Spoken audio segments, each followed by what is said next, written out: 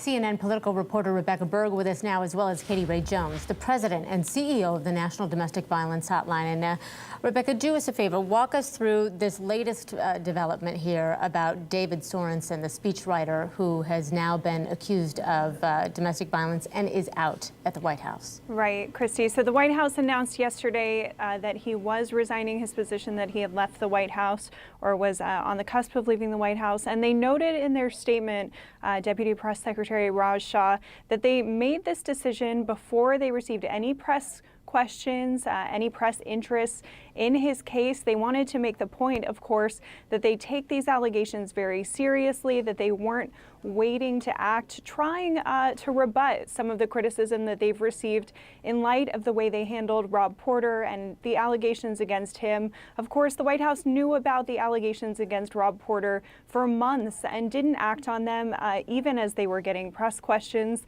Some people in the White House at senior levels urged him to stay, including Chief of Staff John Kelly.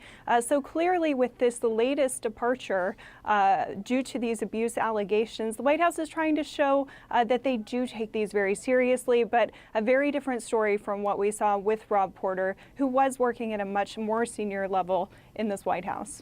Katie Ray Jones with the National Domestic Violence Hotline. And Katie, I know that your hotline does some pretty incredible work, and the things that you all hear and deal with and try, the way you try to help people, it is, it's grueling and it's heartbreaking, I know. What are your thoughts when we hear that yet another White House official has been let go because of domestic violence accusations, we should point out, no convictions here, but help people understand why this is so hard for people to watch?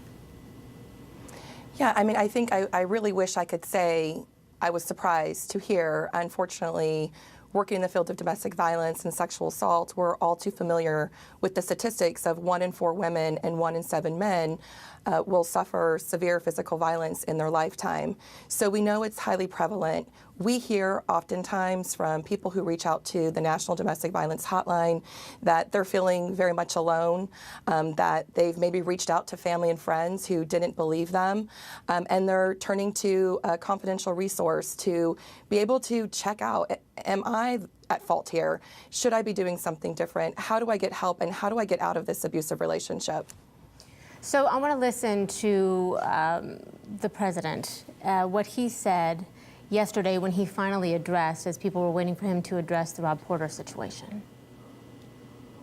We certainly wish him well. It's a obviously tough time for him. He did a very good job when he was in the White House, and we hope he has a wonderful career, and hopefully he will have a great career ahead of him. But it was very sad when we heard about it, and certainly he's also very sad. Now, he also, as you probably know, he says he's innocent, and I think you have to remember that. You have to remember that he's innocent, he says. He's taken a lot of criticism for that because he never mentioned the women, Rebecca. Where do you think this is going? Is the immediate, I guess, resignation of Sorensen,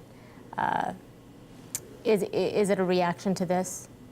I would have to conclude yes. I mean, the timing is clearly related. Potentially these allegations against Sorensen came to light as a result of the Rob Porter situation. But you can see the contrast in the way the White House is addressing this issue and talking about this issue versus the way that they talked about and handled the Rob Porter situation.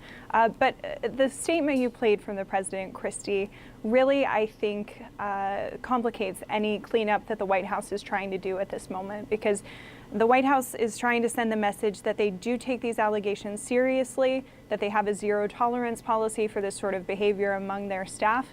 And at the same time, the president himself is saying that he feels bad for Rob Porter, that he's very sad about him leaving focusing on his talents instead of the abuse he was alleged to have committed, and not expressing any sort of sympathy for the women who were victims of this abuse and of this violence. And so it really sends some mixed messages at a time when the White House needs to be focused on cleaning up this mess. So, Katie, let's listen, because former Vice President Joe Biden had a reaction to the president as well.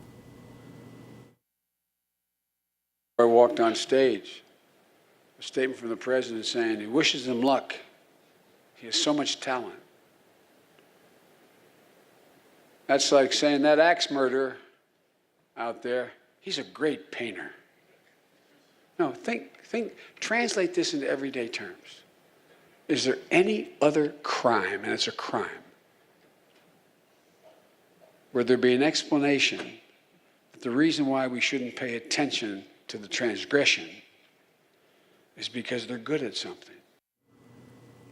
The reason that we don't pay attention to the transgression is because they're good at something. We've had a lot of people, Katie, come out and say, we never would have expected this of Rob Porter. But we know that there is a true Dr. Jekyll and Mr. Hyde personality out there. And even his ex-wife, Porter's ex-wife, talked about the secrecy of this, how he was a different person behind closed doors. Help people understand why it's so important to listen to women or men who have been abused when they try to get help or try to at least voice what's happened to them. Yeah, absolutely. And I think, the conversation we've been hearing across media and social media the last few days really illustrates the difficulty that bystanders have when they're hearing stories of domestic violence and trying to rationalize that perhaps two people they know personally are going through something, and that Dr. Jekyll, Mr. Hyde that you described, Christy, is spot on. We know that what women will often tell us, and men as well who are survivors, that their partner was this great person on the outside. They go to church, they're respected in the community, they do great at their job, but behind closed doors, there's someone different.